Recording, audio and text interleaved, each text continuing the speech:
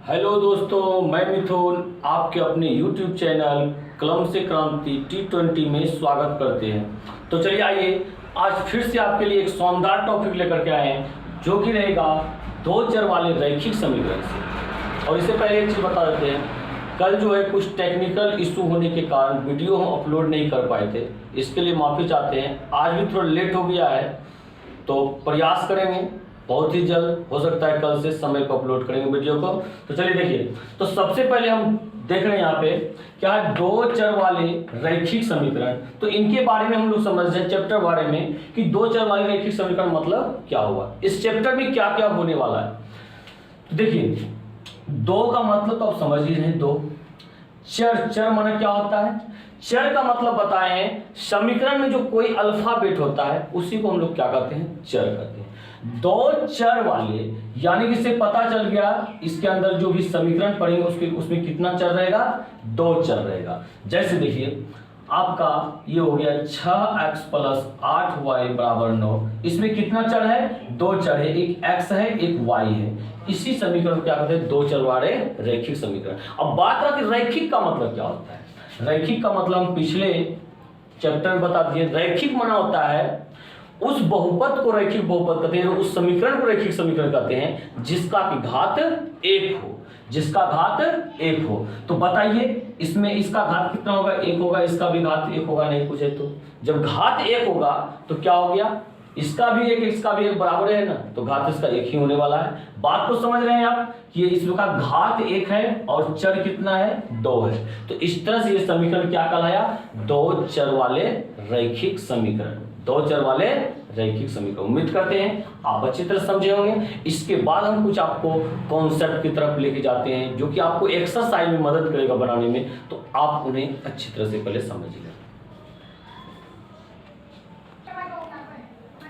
तो चलिए देखिए, इन कॉन्सेप्ट को पहले आप अच्छी तरह समझ लें, उसके बाद आप कॉपी में नोट कर लीजिएगा, नोट करके आप इसे याद कीजिएगा। तो देखिए क्या कहते हैं, यदि सामान्य सूत्र ऐसा हो, कैसा, ax + by + c = 0, dx + ey + f = 0। दो समीकरण रहेगा, पहला समीकरण का समान सूत्र ऐसा रहेगा, दूसरा समीकरण इस तरह से। तो इस समान सूत्र के अनुसार से ये टेबल हम तैयार किए हैं, इन चीजों का ध्यान रखिएगा। अब यहाँ पे क्या एक शर्त है, दूसरा हलों की संख्या, तीसरा युग्म है, और चौथा चीज क्या है, संगत या असंगत। तो तीनों को एक दूसरे से कनेक्टिंग करके याद रखना है कि यदि शर्त a/d ≠ b/e हो तो। इसी तरह से हम पूछेंगे, आपको कभी भी पूछेंगे कि बताइए यदि शर्त a/d ≠ b/e हो तो हलों की संख्या क्या होगा, बोलिएगा एक और केवल एक हल। इसी को कहा जाता है अद्वितीय हल। इसी को क्या कहा जाता है, अद्वितीय हल कहा जाता है। बोलेंगे युग्म क्या होगा, किस दशा में, जब शर्त ऐसा हो, तो बोलिएगा युग्म अविरोधी होगा। बोलेंगे समीकरण बताइए संगत होगा या असंगत होगा, तो बोलिएगा संगत होगा। इसी तरह दूसरा शर्त है a/d = b/e = c/f, तो हलों की संख्या क्या होगा, अनगिनत या अनंत। युग्म क्या होगा, तो आश्रित होगा। समीकरण संगत होगा या असंगत, तो बात रहा यहाँ पे क्या, संगत होगा। इन चीजों को समझ लिया आप। अब बात रहा है a/d = d/e ≠ c/f, ऐसा हो तो यहां पे क्या होगा, कोई हल नहीं, हलों की संख्या क्या होगा, कोई हल ही नहीं होगा। इसका युग्म क्या होगा, विरोधी। इसका युग्म क्या होगा, विरोधी।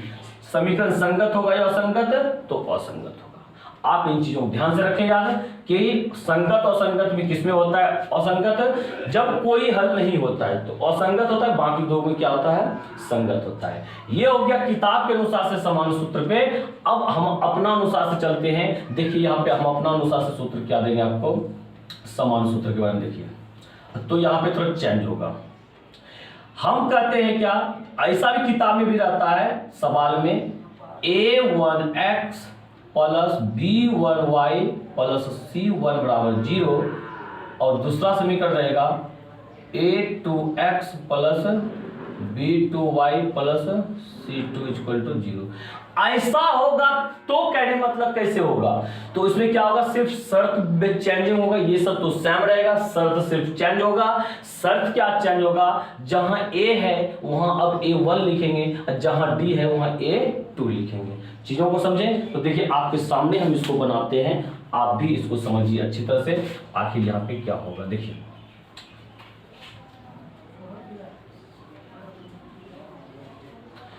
तो देखिए पहला का शर्त जो इन समान सूत्र के अनुसार से शर्त क्या होगा, इसका होगा क्या, a1/a2 not equal to b1/b2।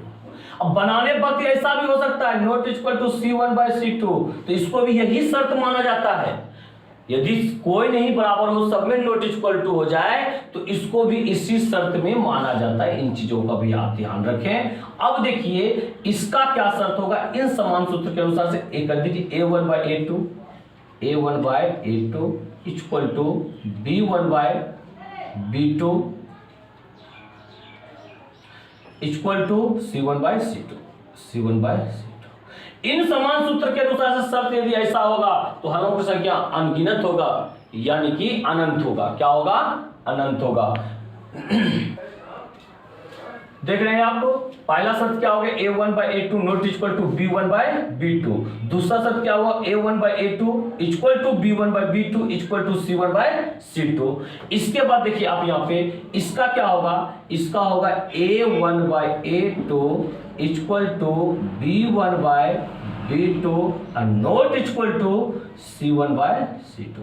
ऐसा यदि हुआ इस समान सूत्र के अनुसार से, तो क्या होगा, हलों की संख्या कोई हल नहीं होगा, युग्म क्या होगा, विरोधी होगा, और समीकरण संगत होगा या असंगत, तो इस दशा में असंगत होगा। तो उम्मीद करते हैं आप दोनों टेबल को समझे होंगे। इन टेबलों को याद रखने का प्रयास कीजिए, हो सके तो आप इसे कॉपी में नोट कर लें, क्योंकि इस पर बहुत सारे सवाल बनने वाले हैं। चलिए अब आते हैं हम डायरेक्ट एक्सरसाइज के पास। एक्सरसाइज देखते हैं क्या कहता है। तो चलिए देखिए, आप सवाल देख पा रहे होंगे, फटाफट आप लोग भी अपना किताब कॉपी पेन निकाल लीजिए, ताकि आप लोग भी अच्छी तरह से समझ सके इस चीजों को। तो जब किताब आगे सामने निकाल के रखिएगा ज्यादा समझ में आएगा, जब कॉपी पे नोट कीजिएगा उससे भी ज्यादा समझ में आएगा। तो आप इस चीज का ध्यान रखें, किताब आप अपने सामने निकाल के जरूर रखें। तो ऐसे भी हम क्वेश्चन भी लिख रखे हैं। तो चलिए सबसे पहला नंबर, 1 नंबर की ओर जाते हैं। देखिए क्वेश्चन पढ़ के बता रहे क्या कहता है, 3x - 2y + 1 = 0 को संतुष्ट करते हुए रिक्त स्थानों को भरे। क्या कहता है, जब x = 1 तो y = डैश। 1 नंबर में सबसे पहले यहां देखिए समीकरण क्या है। समीकरण 1 नंबर में क्या है, 3x - 2y + 1 = 0। तो 1 नंबर में x बराबर कितना रखने पर, क्या कहता है, x = 1, तो x = 1 लिखेंगे रखने पर। तो इन समीकरणों में जहां आप x देख रहे हैं वहां पे 1 रख दीजिए, बचेगा y, और y का वैल्यू निकाल दीजिए, क्योंकि बोल रहे y = डैश। तो चलिए रखते हैं, 3x है ना, क्या रखेंगे यहाँ पे, 3 × 1 - 2y + 1 = 0। और 3 × 1 क्या हो गया, 3 - 2y + 1 = 0। और इधर देखिए 3 और 1 क्या हो जाएगा, ये 4 हो जाएगा, प्लस प्लस है, ये -2y उधर जब जाएगा तो क्या हो जाएगा, +2y हो जाएगा। क्या 2 से कटा सकते, 2 दूनी 4, तो बताइए, इसलिए y बराबर क्या हो गया, 2 हो गया। या आप भर दीजिए आप 2, यही हो गया हम लोग का क्या आंसर। क्या अब आप जो है ना, 2 चर वाले रैखिक समीकरण में कोई एक चर का मान दिया हुआ रहे, क्या आप दूसरा चर को निकाल सकते हैं। तो जैसे देखिए 2 नंबर में जैसे आते हैं, 2 नंबर में देखिए क्या दे रखा है, यहां दे रखा y = 5, x = डैश। तो इस बार y का मान रखेंगे, लिखेंगे y = 5 रखने पर, 5 रखने पर, y = जब 5 रखेंगे, इस समीकरण में जहां आप y देख रहे हैं वहां 5 रखिए। पहले क्या है, 3x है, लिख दीजिए, -2y है, तो y जगह क्या लिखेंगे, 5 लिखिए, अब +1 = 0। इसके बाद देखिए आप, ये हो गया 3x, अब 5 दूनी 10 -10 +1 = 0। अब देखिए, और 3x 1 में से 10 घटेगा तो -9 = 0। और अब बताइए यहाँ पे 3x बराबर 9 जब उधर ट्रांसफर होगा, माइनस इधर है, माइनस उधर हो जाएगा प्लस, 3 से कटा दीजिए, 3 3 9, बोलिए इसलिए x बराबर क्या होगा 3 होगा। तो भर दीजिए आप यहाँ पे 3, वैल्यू कितना हो गया 3 हो गया। तो आप भी इन चीजों को अच्छे से समझने का प्रयास कीजिए कि जो भी बन रहा है देखिए सॉल्यूशन करके बन रहा है, भले वो ऑब्जेक्टिव है, लेकिन जब तक आप सॉल्यूशन नहीं कीजिएगा सवालों को नहीं बना सकते। तो इस तरह से आप सॉल्यूशन करने का प्रयास कीजिए। आप भी इन चीजों को कॉपी में नोट कीजिए ताकि आप बाद में इन चीजों को समझ सके। तो चलिए आते हैं 2 नंबर के, इसी का 2 नंबर भी सवाल हम लिख रखे हैं, देखते हैं क्या होता है। तो आप ये उतारना चाहते हैं, वीडियो को रोक करके इन सवालों को पहले उतार लीजिए, इसके बाद आप आगे निकलिएगा, ठीक है। तो देखिए 2 नंबर सवाल आपका यहां जो दे रखा है, कह रहा है निम्नलिखित में सही गलत कथनों का पहचान करें कि कौन सा सही है और कौन सा गलत है। सही गलत का पहचान देखिए कैसे करेंगे। सबसे पहला 1 नंबर में दिया गया समीकरण इतना का एक हल x बराबर 3 y बराबर 4 है। समीकरण क्या देखिए, समीकरण जो यहां दिया गया है समीकरण है 5x minus 2y equal to 7। तो यहां क्या कहता है का हल x बराबर 3 y बराबर 4, इसने पहले ऑलरेडी निकाल रखा है कि x का वैल्यू 3 y का वैल्यू 4। हम लोग से पूछता है क्या ये सही है या गलत है। तो चलिए हम लोग इसका फैसला कैसे लेंगे, यहां लिखेंगे क्या जो निकाल रखा है वो x बराबर 3 y बराबर 4 रखने पर यदि ये मान समीकरण को संतुष्ट करेगा तो इसका मतलब सही है, और संतुष्ट नहीं करेगा तो समझिए गलत है। तो चलिए रखते हैं, देखते हैं संतुष्ट करता है या नहीं करता है। x का वैल्यू 3, 5x है ना, तो 5 गुना 3 माइनस 2y, 2 गुना y का वैल्यू 4 बराबर 7 हो गया। और देखिए यहाँ पे क्या होता है 5 या 15 माइनस 4 दूनी 8 इक्वल टू 7, यानी कि 7। अब 15 में से 8 गया तो 7, इधर भी 7 इधर भी 7, क्या दोनों बराबर हो गया क्या।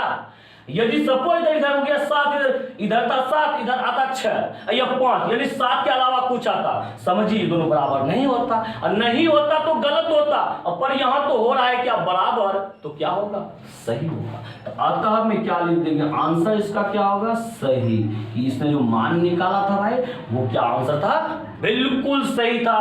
तो चलिए आते हैं इसी का 2 नंबर सवाल में। 2 नंबर सवाल देखिए क्या कहता है, कह रहा है यहाँ पे प्रत्येक समीकरण युग्म ax plus by plus c बराबर 0 और dx plus ey plus f बराबर 0 का एक हल होता है। जो किताब हम जो शर्त लिखा दी यहाँ पे समान सूत्र जो लिखाए थे पहले किताब के अनुसार से यही समान सूत्र लिखाए थे। अब देखिए इसमें यहां भी प्लस यहां भी प्लस, यानी कि ये हो जाएगा a बाय b। अब देखिए फिर यहां भी प्लस, यानी कि b और e का वैल्यू बिल्कुल बराबर होगा। क्या हो जाएगा ये b बाय e। अब यहां भी प्लस यानी कि बराबर c बाय f। अब बताइए ऐसा शर्त यदि आता था तो वहां हलों की संख्या क्या होता था, क्या एक हल होता था क्या, तो बिल्कुल नहीं होता था। उस दशा में वहां पे हलों की संख्या क्या हो रहा था, अनगिनत हल हो रहा था, यानी कि अनंत हो रहा था। लेकिन इसने कहा था क्या एक हल होता है, क्या इसका कहना गलत है ना, तो यानी कि इस चीज क्या हो गया, इसका गलत हो गया। अतः इसको लिख सकते हैं हम गलत। इसमें जो भी चीज बोल रहा है इसके अनुसार से गलत है। अब आइए देखते हैं 3 नंबर में इसने क्या कहना चाहता है, क्या इसे सही कह रहा है या फिर गलत कह रहा है। कहता है यहाँ पे अविरोधी समीकरण युग्म a1x प्लस b1y बराबर c1। क्या हम जो समान सूत्र दे रखे हैं यही दिए हैं ना, तो ध्यान रखिएगा हम बराबर 0 के है, c बराबर के पार रहे या इधर रहे कोई फर्क नहीं पड़ता है। हाँ लेकिन दोनों समीकरण में होना चाहिए, c1 यदि बराबर के पार है तो c2 भी बराबर के पार ही होना चाहिए, ठीक है। तो देखिए ये समान और a2x प्लस b2y बराबर c2 लिख रखे हैं। इतना का केवल एक हल होता है, इसने कहा था केवल एक हल होता है, केवल क्या होता है एक हल। इसका कहने का मतलब ये समीकरण जो है ना अविरोधी समीकरण है। कैसा समीकरण है, अविरोधी समीकरण है। अविरोधी समीकरण किसको कहते हैं, यानी कि अविरोधी क्या है, युग्म है।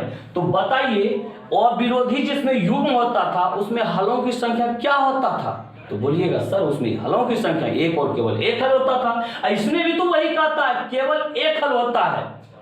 तो इसका कहने का मतलब क्या है कि सही है, ये जो भी कहना चाहता है वो चीज क्या है, सही है। तो यहां पे लिख दीजिए सही आंसर हो गया। आंसर क्या हो गया, सही। बातों को समझे। तो चलिए आते हैं फिर 4 नंबर में। आप इसको उतारना चाहते हैं तो वीडियो को रोक करके आप उतार लीजिए, ठीक है। तो चलिए देखते हैं 4 नंबर सवाल क्या कह रहा है। ये 4 नंबर सवाल कह रहा है इसका कि 4 के अतिरिक्त p के सभी मानों के लिए युगपत समीकरण 4x + py = -8, 2x + 2y = -2 का अद्वितीय हल होगा। अद्वितीय हल मैंने बताए हैं आपको ना, एक और केवल एक हल। तो देखिए यहाँ पे सबसे पहला नंबर समीकरण आप लिखिए, यहाँ पे सॉल्यूशन जब कीजिए समीकरण लिखिए 4x + py = -8, समीकरण फर्स्ट हो गया। दूसरा समीकरण लिखिए क्या है यहाँ पे, यहाँ है 2x + 2y = -2, समीकरण ये सेकंड हो गया। तो आप इनसे क्या कीजिए, इसमें होता है a1 b1 c1 a2 b2 c2, सारी चीज निकाल लीजिए। बोलिए a1 का वैल्यू क्या होगा 4, अब b1 का वैल्यू क्या होगा p, और c1 का वैल्यू क्या होगा -8। अब फिर देखिए a2 का वैल्यू क्या होगा 2, b2 का वैल्यू क्या होगा 2, और c2 का वैल्यू क्या होगा -2। अब कह क्या रहा है यहाँ पे, p 4 के अतिरिक्त p के सभी मान, p का मान जो है आपको ना देख रहे हैं यहाँ पे b1 p है, ये p का मान जो आपको सिर्फ 4 नहीं मानना है, 4 के अतिरिक्त आप जो मानना चाहते हैं मान लीजिए, आपकी मर्जी। मेरा मर्जी देखिए हम क्या मानना चाहते हैं, माना कि p बराबर जो सिर्फ 4 नहीं मानना है, बाकी कुछ भी मान सकते, चलिए 5 ही मान लेते हैं। आपका मन करेगा सर हम 6 मानेंगे, मान लीजिएगा। मन किसी करेगा 3 माने, मान लीजिएगा आप लोग, ठीक है।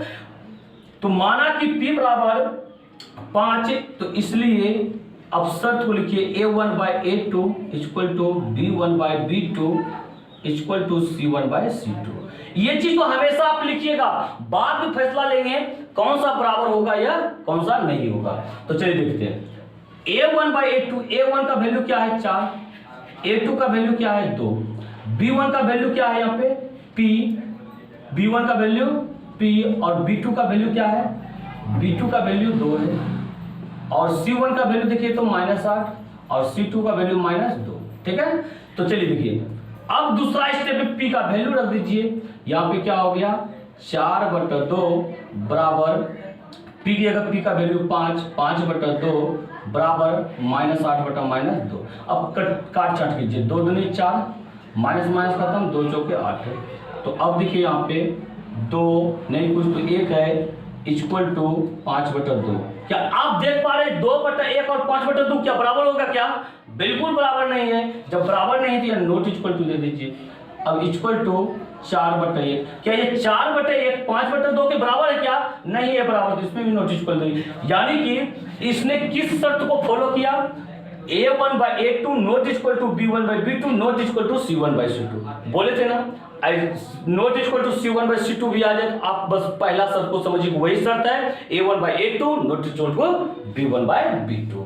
तो बताइए इस दशा में हलों की संख्या क्या होता है, अतः एक और केवल एक हल, यानी कि जिसको कि अद्वितीय हल भी कहते हैं। अतः तो यहाँ क्या है कि इसलिए हल क्या होगा, अद्वितीय हल, इसलिए अद्वितीय हल होगा। क्या होगा, अद्वितीय हल होगा।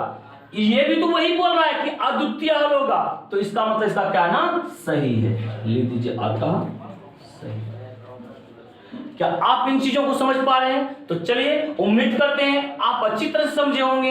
यदि कहने मतलब किसी भी तरह का परेशानी हो आप हमें कमेंट करके बताइए, आपके सारे सवालों का जवाब मेरे पास है, हर सवाल का जवाब देंगे, हर कॉन्सेप्ट को सिखाएंगे। तो चलिए आप सिर्फ अच्छी तरह से मेहनत करते रहिए और चलिए अगले सवाल की तरफ चलते हैं। अगला सवाल क्या है, तो देखिए आप सवाल को देख पा रहे होंगे। सवाल क्या है यहाँ पे, समीकरण युग्म 3x + ay = 1 और bx minus 2y equal to 3 का हल x बराबर 1 कोमा y बराबर 2 है, तो a और b के मान बताएं। a और b के मान बताएं। तो देख पा रहे हो यहाँ पे दो दो समीकरण है, 1 2, दोनों समीकरणों को बारी बारी से लिख करके यहाँ समीकरण मान लीजिए सॉल्यूशन में। तो यहाँ देखिए क्या है, 3x plus ay equal to 1, तो ये हो गया समीकरण फर्स्ट। अब देखिए क्या है, bx minus 2y equal to 3, समीकरण सेकंड हो गया। समीकरण ये क्या हो गया, सेकंड हो गया। आप देख पा रहे हैं इस चीज को, क्या कहता है यहाँ पे x और y का मान दे दिया गया है और a b का मान पूछता है। तो समीकरण में फर्स्ट में नहीं चलेंगे, समीकरण फर्स्ट में यदि झांकने का प्रयास करेंगे हम लोग तो देखते हैं x है, a है, y है, तीन तीन चर है। यदि x और y का मान रख ही दे बचेगा a, तो क्या a का वैल्यू नहीं निकाल सकते हैं? 100% निकाल सकते हैं। तो हम लोग यहां क्या लिखेंगे, समीकरण फर्स्ट में x और y का मान रखने पर तो समीकरण फर्स्ट देखिए आपका क्या है, 3x प्लस ay बराबर 1। जहां x है वहां 1 रखिए, जहां y है वहां 2 रखिए। तो बोलिए यहां पे क्या होगा, 3 गुना x का मान 1 अब प्लस a गुना y का मान 2 अब बराबर 1 हो गया। तो अब देखिए 3 गुना 1, 3 प्लस 2 गुना 1, 2a बराबर 1 हो गया। और ये क्या हो गया, 2a बराबर 1 माइनस 3, और 2a बराबर 1 में से 3 घटेगा तो माइनस 2। अब 2 2 कैंसिल हो गया एक बार में, तो इसलिए a बराबर माइनस 1 हो गया। तो a का वैल्यू निकल गया ना। अब निकालना हमें b का वैल्यू, तो b का वैल्यू कैसे निकालेंगे, झांकने का प्रयास कीजिए समीकरण में। तो b कहां है, समीकरण सेकंड में b है, x है, y है। x y का वैल्यू रख दे, क्या b का वैल्यू नहीं निकलेगा, 100% निकलेगा। तो चलिए वही काम करते हैं। समीकरण सेकंड में x और y का मान रखने पे क्या लिखेंगे यहाँ पे, समीकरण सेकंड में x और y का मान रखने पर। तो चलिए देखिए समीकरण सेकंड पर यहां लिखिए क्या है, bx माइनस 2y बराबर 3 है। तो x y का मान रखिए, जहां पे x है वहां 1 रखिए, यहां bx है तो b गुना 1 माइनस 2y, y का वैल्यू 2 बराबर 3। उसके बाद देखिए b गुना 1 तो b ही होगा, माइनस 2 दूनी 4 होगा बराबर 3। तो बताइए इसलिए b बराबर क्या होगा, 3 माइनस 4 उधर जाएगा प्लस 4 हो जाएगा, तो 4 3 7 हो गया। बस लास्ट में लिख दीजिए आंसर। अतः x बराबर a बराबर माइनस 1 कोमा b बराबर 7, ये हो गया आपका आंसर कंप्लीट। क्या आप इन चीजों को समझ पा रहे हैं? उम्मीद करते हैं आप इन चीजों को समझ रहे होंगे और इसी तरह से आप भी बनाने का प्रयास कीजिए। आप यदि चाहते हैं इन चीजों को उतारने के लिए कॉपी में नोट करने चाहते हैं तो वीडियो को रोक करके आप इन चीजों को नोट कर लीजिए। ये तो थोड़ा वीडियो को पीछे करके हम जैसे से बताते जाते हैं, आप भी कॉपी पर बनाते रहिए, जैसा आपको अच्छा लगे वैसा आप काम कीजिए। तो चलिए देखिए, और इसी के साथ अब फिर अगले दिन हम लोग मिलते हैं। और यदि वीडियो आपको अच्छा लगा हो, वीडियो को आप लाइक करें, शेयर करें, और यदि आप मेरे चैनल पर नए हैं तो चैनल को आप सब्सक्राइब कर लीजिए और साथ ही बेल आइकन को दबा लीजिए, ताकि हम कोई भी वीडियो अपलोड करेंगे तो उसका नोटिफिकेशन आप तक पहुंचेगा। और वीडियो को लाइक जरूर कीजिएगा। देख रहे हैं आप, आपके लिए हम कितना गर्मी में वो भी पंखा को बंद करके पसीना पसीना हो रहा, तब फिर भी आपके लिए हम वीडियो को बना रहे हैं। तो इतना तो आपका जरूर बनता है, कम से कम एक वीडियो को लाइक कर दें और अपने दोस्तों में शेयर कर दें। तो चलिए अगले दिन मिलते हैं। इसी के साथ जय हिंद, जय भारत।